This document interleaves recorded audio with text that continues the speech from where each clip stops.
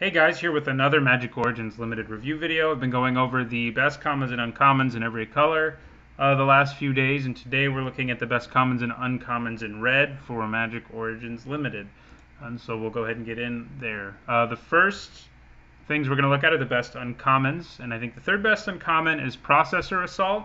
As you can see here, it's one of the Devoid cards. It's 1 and a red mana. As an additional cost to cast it, you have to put an opponent's own card, a card they have in exile, into their graveyard. So you do have to have a way to exile your opponent's stuff for this to be good. That's why I have it at 3, because 2 mana to do 5 to a creature is obviously usually very good. And this card is so good that despite the fact that red has very few ways to exile things, I think there's only one red ingest creature, for example. It does have a few burn spells that can exile things and things like that. It'll be so good in any deck that does otherwise have a lot of ingest. Like blue and black have the most ingest.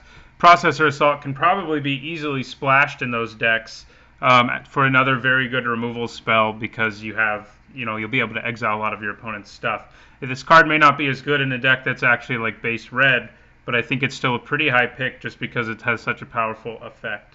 The second best red uncommon, I think, is Fire Mantle Mage. It's one of the allies, and its rally ability is that it gives all your dudes menace the turn he comes into play, and then anytime you play another ally, all your guys get menace again. So it's a pretty huge effect. Giving all your guys that kind of evasion is great.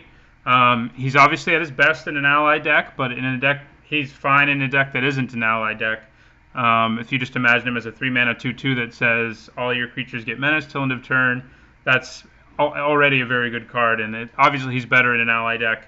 Green and white have the most allies, so those are the best to pair with it. I think there's only 4 or 5 allies at common and red, so that's sort of the same problem Processor Assault has, but I think Fire Mantle Mage is more playable in a base red deck than Processor Assault is. But Fire Mantle Mage is going to be very good in any ally deck, obviously, and quite good in general. The best red uncommon is not especially surprising, probably, if you've played this card before. It's Rolling Thunder, which I was really shocked they decided to print it uncommon again because it's ludicrously powerful. This is one of the best uncommons in the set, maybe the best uncommon. It's at least in the top 2 or 3. An X spell that lets you divide the damage you do among any number of target creatures or players, especially in a format that has Ramp and Eldrazi Scions, is amazing. I mean, you can just burn your opponent out with it late. You can wipe their board with it. You can do whatever you want with it. It's at its best probably in a red-green deck, which seems to be sort of a landfall ramp archetype. But it is very good in any red deck. It's hard to splash, unlike the other 2 cards here. But it's an incredibly powerful card. It's worthy of even being a rare, how powerful it is. I would guess if you get 2 Rolling Thunders in a draft, you'd have a pretty hard time not doing well.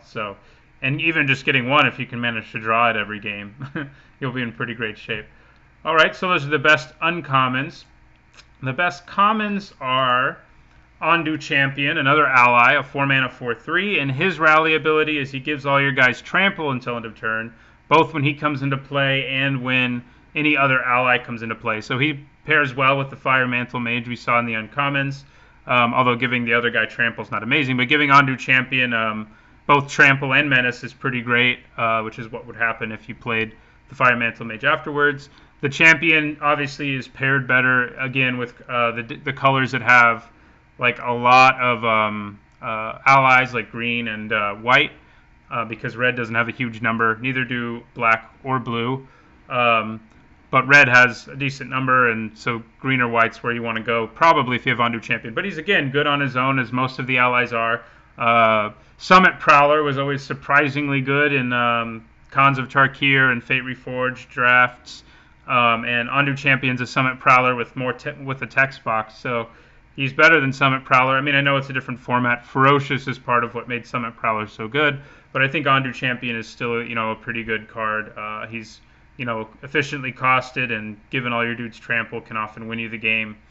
The second best common, I think, is Touch of the Void. This is one of the very few ways that red can actually exile something for the previously mentioned processor card that does 5 damage to a creature if you put one of your opponent's exiled cards into their graveyard.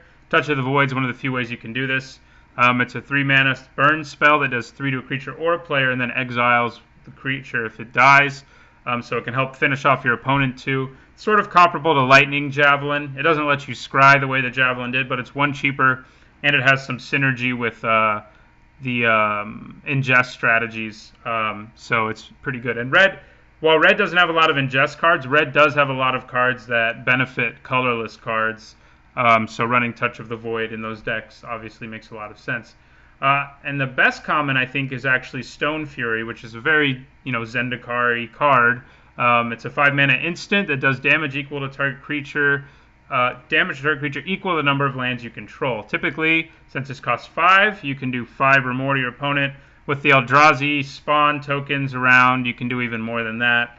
But it's a great removal spell, even costed at 5. The fact that it's an instant and can probably kill almost anything at some point in your game, especially in a red-green Rampier deck, is pretty amazing. It is double red, so it's a little prohibitive to run in one of the 5-color converged decks, which are going to be a thing.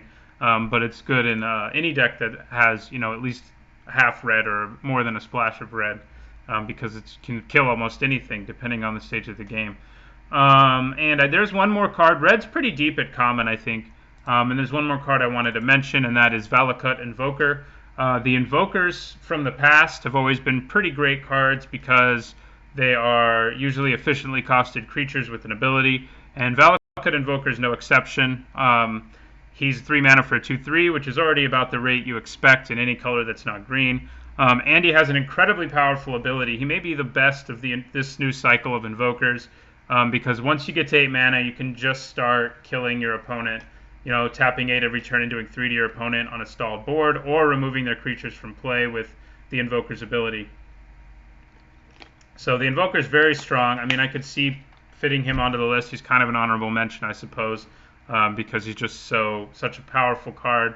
The downside about him is you got to get to 8 mana, so he's not going to fit into every deck. Some of these decks, especially the red-white deck, is probably going to be pretty fast, and you'll probably still play the Invoker because he's decently costed, but getting to 8 mana might not happen very frequently. So anyway, those are what I think are the best commons and uncommons in red. Thanks for watching.